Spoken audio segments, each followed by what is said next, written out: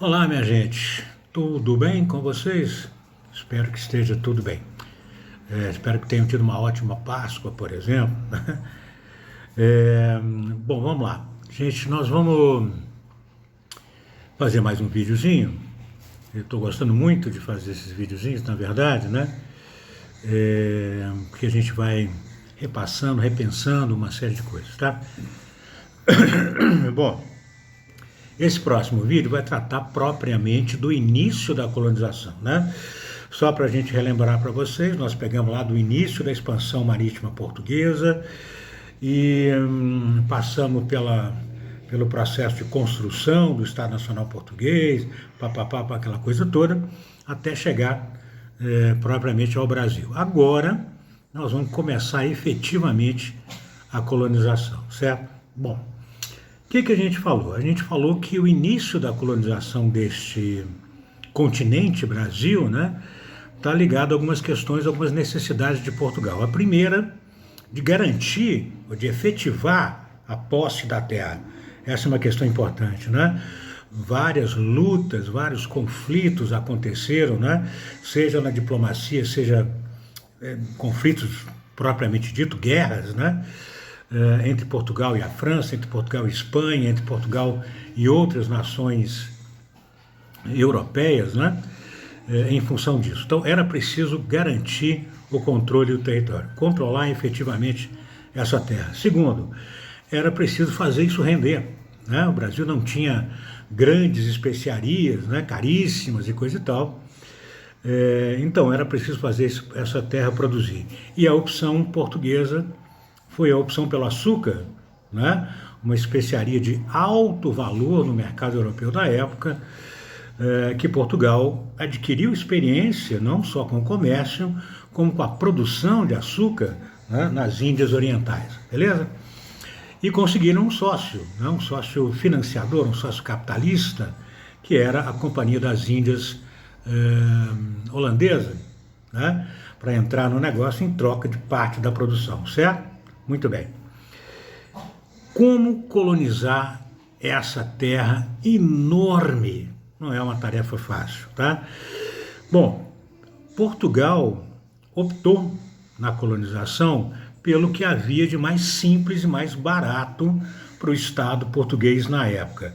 Gente, uma coisa que vocês devem sempre levar para provas, testes, né? E na sua cabeça mesmo, pensando em formação do Brasil colonial.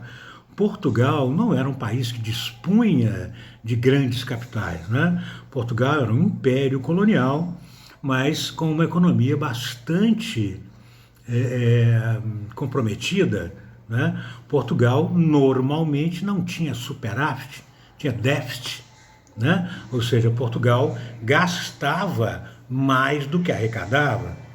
É isso, tá? Portanto, estava sempre devendo, sempre às voltas com empréstimos, pagamento de empréstimos e juros, né? Não tinha uma economia lá muito superavitária, vamos dizer assim, para simplificar a coisa, tá? Então, ela precisava se cuidar nesse sentido, tá? Então, para Portugal, um processo barato de colonização para o Estado português era fundamental, né? E por isso, né, por um dos motivos é esse, Portugal optou pelo sistema de capitanias hereditárias. Primeira coisa importantíssima.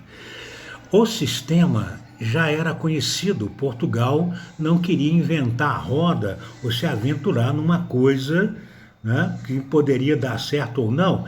Esse sistema já existia. Portugal conhecia, né, como é que a gente faz, assim, assim, assado. Existiam outras experiências portuguesas com esse tipo, né, de colonização, tá? Por exemplo, na Índia, no que hoje é a Índia, né, em outras colônias portuguesas, no Oriente principalmente, já adotavam esse sistema. Pega o território, divide em porções e cede essas porções a interessados em investir ali.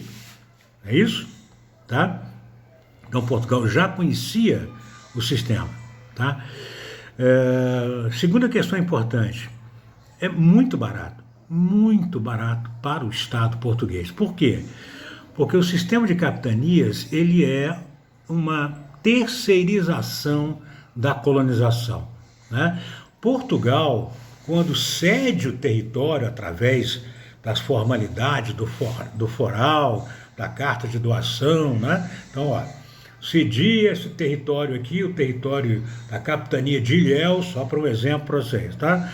Para o senhor Murilo Cisalpino, certo? O senhor Murilo Cisalpino, a partir de agora, é o responsável por essa porção do território, tá? Isso significa que o donatário, a pessoa que recebia a doação, tá certo? A terra continuava pertencendo a Portugal. O capitão donatário tinha direito de exploração desse negócio. Ele não era dono da terra. Em Portugal, nesse período da história, e por tabela, por via de consequência, no Brasil, não existia a terra como mercadoria. Muita atenção para isso. Bota isso na cabeça e leva para o seu vestibular, para a sua prova. Não se vendia e não se comprava terra, tá? Terra era uma dádiva divina que pertencia ao rei, ao Estado português, e este concedia a alguém por uso e fruto, certo? Por uso e fruto. Não era propriedade do fulano, certo? Então, esse cidadão, o capitão donatário, recebia esse território, tinha direitos sobre eles, esses direitos estavam estabelecidos no foral, que era o documento legal, né, que estabelecia as regras, né, de convivência e de direitos estabelecidos entre o capitão donatário, o cara que recebia o território, e o Estado português, certo? Tá? Tem uma documentação e coisa e tal. Portanto, a terra é terceirizada. Os custos da colonização são do capitão donatário e não do Estado português. Sensacional, certo? Portanto, Portugal terceirizava os custos dessa colonização. Beleza? Tá? Isso para Portugal era sensacional. Era importantíssimo isso, tá? Então, eles dividiram o território em várias capitanias, né? Ao contrário do que muita gente guardou na cabeça, né? Em função de mapas antiquados, né? De que aqueles territórios todos marcados de forma horizontal, algumas das capitanias eram verticais, né?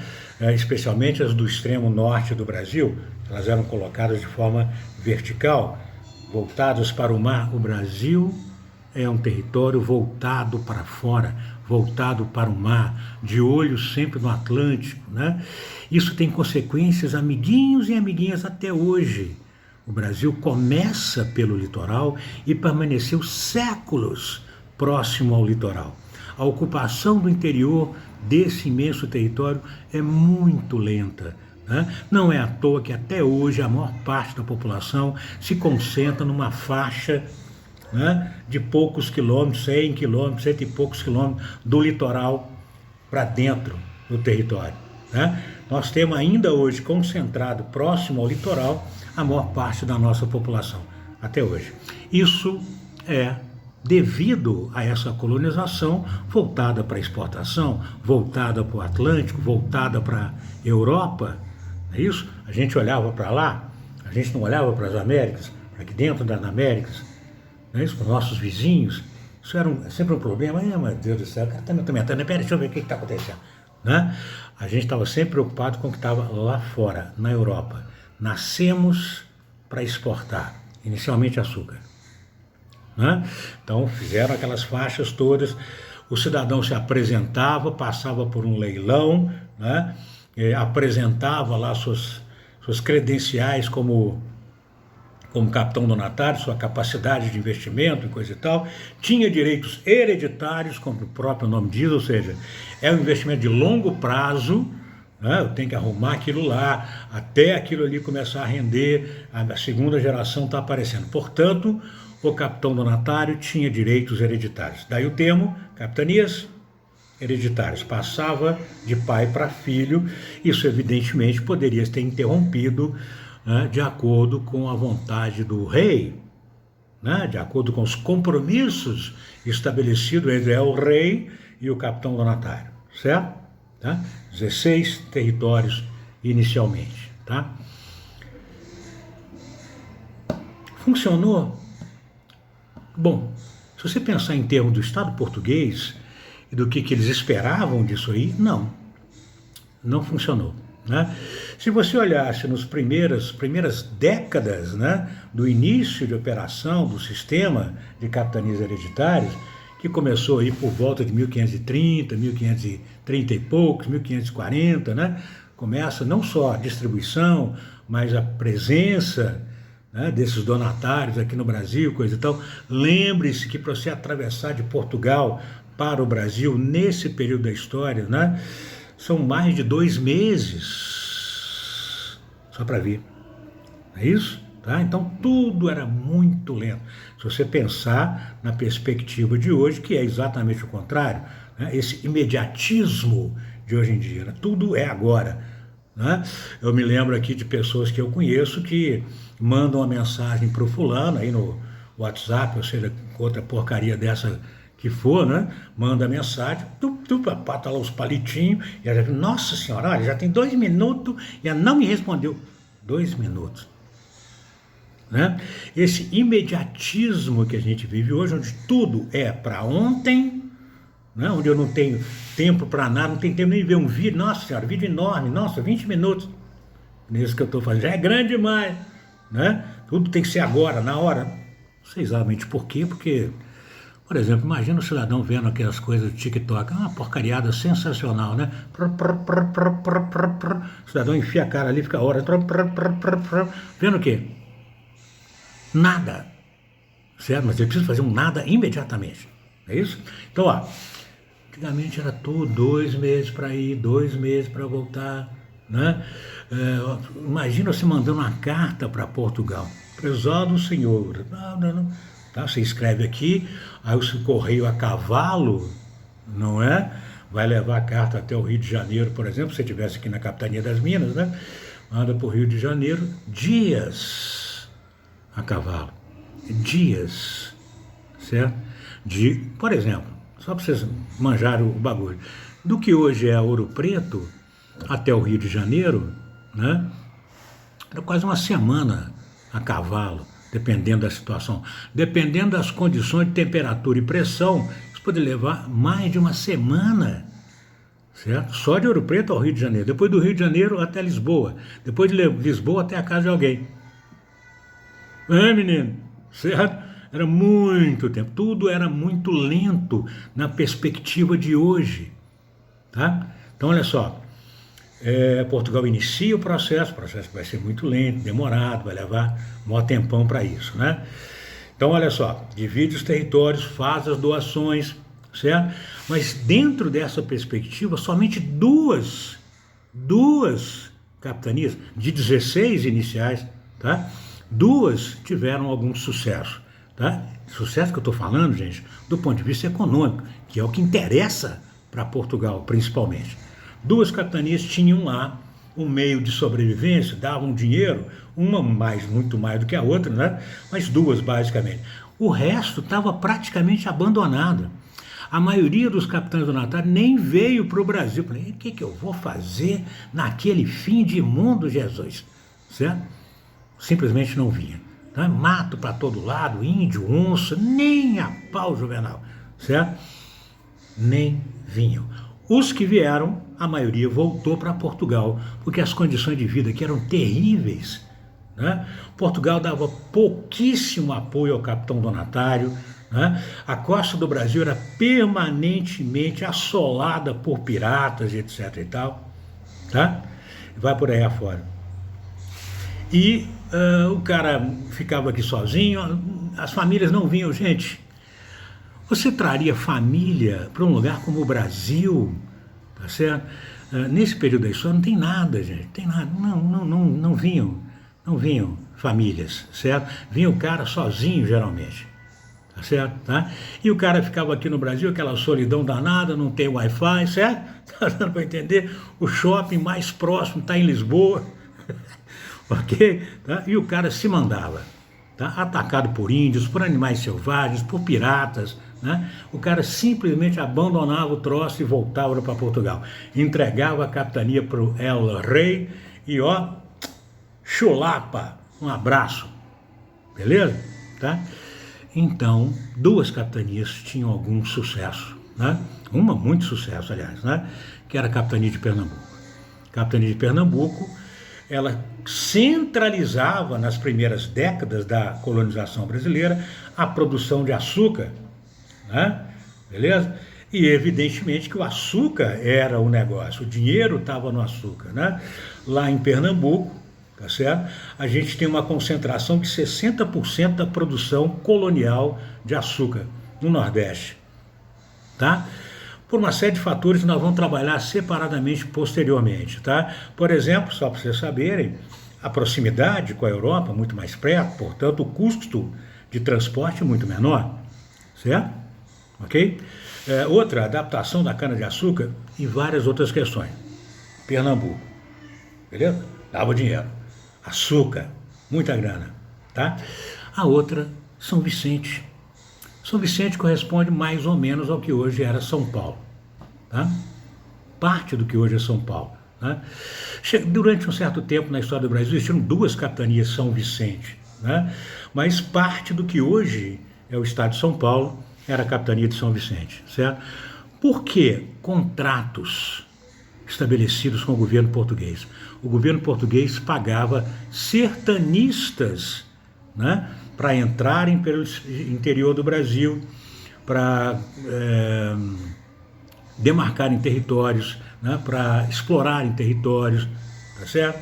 Tá? Para captura de escravos fugidos, né? Junto com o açúcar vem a escravidão, falaremos disso posteriormente, né? Sobre a escravidão especificamente. Então, junto com a colonização vem a escravidão, a mão de obra necessária para trabalhar, farta e barata, não é isso? Tá? E era preciso capturar os que tentavam fugir, né, dessa terrível, né, dolorosa sina que é a escravidão, certo? Capturavam, conheciam o território, né, a grande maioria desses sertanistas, né, que era a principal atividade exercida em São Paulo, ou melhor, em São Vicente, tá? Grande maioria indígenas. Sim, indígenas, tá? Mal falavam português. Aliás, senhores, uma coisa importantíssima, repense boa parte do que você conhece sobre o Brasil da época. No Brasil colonial, tá? Os números que a gente tem são impressionantes. 1 em cada 5 pessoas que viviam aqui na colônia, tá certo? Já falava português. 1 em 5. Beleza? Tá? Era um problema tão sério que os jesuítas, a gente tem cartas disso, documentos históricos, tá? Não sou eu que estou falando, tá? Jesuítas escreviam para Portugal pedindo para mandar algum novo sacerdote, algum novo membro que eles estavam precisando, e uma das coisas que eles pediam era exatamente isso, né? Pessoas que tivessem já algum conhecimento sobre linguística e coisa e tal. Os jesuítas foram os primeiros, né, a escrever e a bolar processos para conversar com os indígenas, né? Aqui no Brasil nós tivemos durante o período colonial 2 línguas gerais, línguas criadas pelos jesuítas, pelos colonizadores, certo? Para conversar com os indígenas. Lembre-se que essa era uma das missões mais importantes dos jesuítas. Não é isso? Tá? A língua geral do norte, a língua geral paulista, né?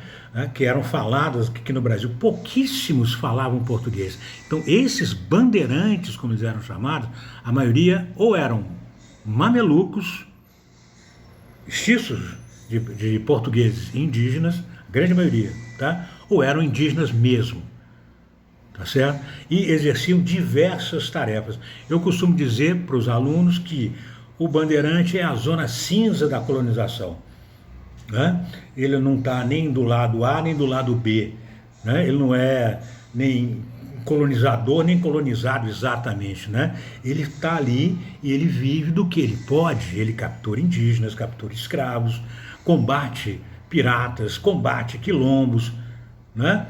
Ele trabalha para o Estado português na grande maioria das vezes, vende indígenas, mesmo que isso fosse ilegal pelo Estado português.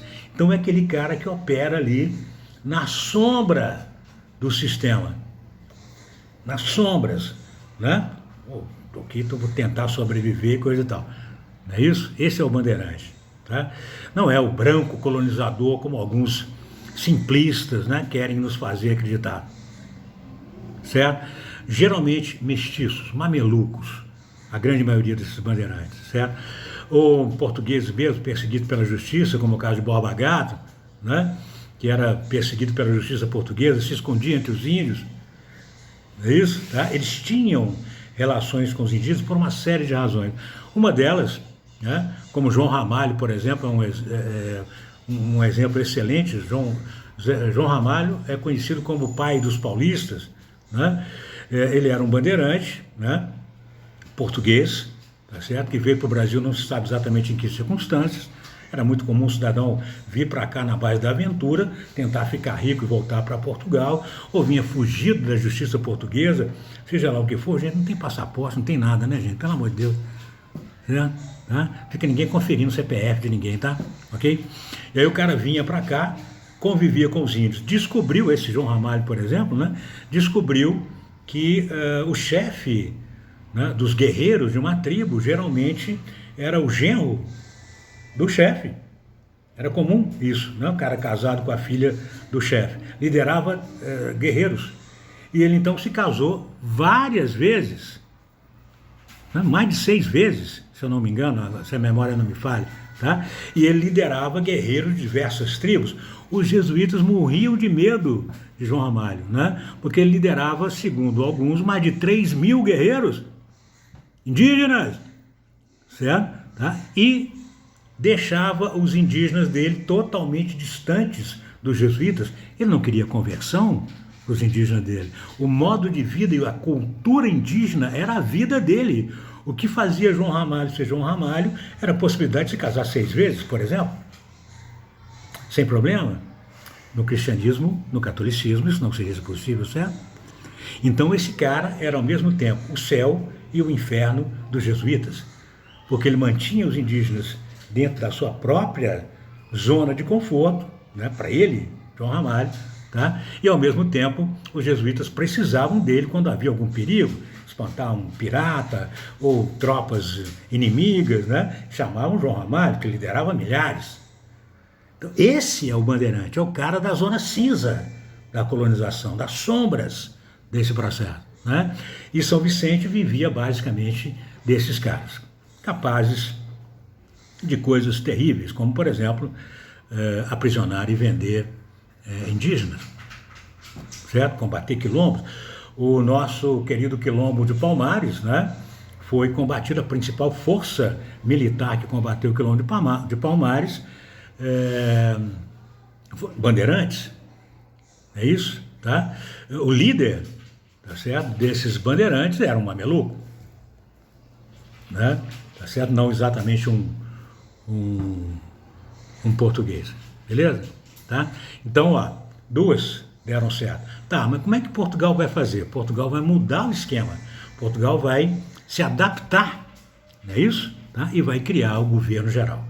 Tá? O objetivo do governo geral era exatamente prestar apoio. O governador geral dispunha de funcionários, como, por exemplo, o ouvidor-mor, o capitão-mor, né? Ou seja, cobrador de impostos, militares, né? Que apoiavam, se necessário, os outros capitães donatários. O primeiro foi Tomé de Souza, né, que escolheu a cidade de Salvador, na Bahia, para ser o centro do exercício do seu poder, o centro do governo geral no Brasil. Por que Salvador? Perto do açúcar, que era a principal riqueza, né, e razoavelmente perto também das zonas mais ao sul. Então Portugal estava mais ou menos equidistante, numa certa perspectiva, né? Então, tecnicamente falando, Salvador, na Bahia, foi a primeira capital da colônia, não é isso? Tá? Esse sistema de governo geral é uma adaptação que Portugal criou no sistema, porque não estava funcionando, beleza? Tá? Então, ó, principal questão, o açúcar. Tá? O próximo vídeo já está com o tempo que eu gosto de parar aqui nesse vídeo, né? O próximo vídeo traz para a gente a civilização do açúcar, ou seja, como é que funcionava a economia açucareira no Brasil, ok? Abraço, gente. Até já.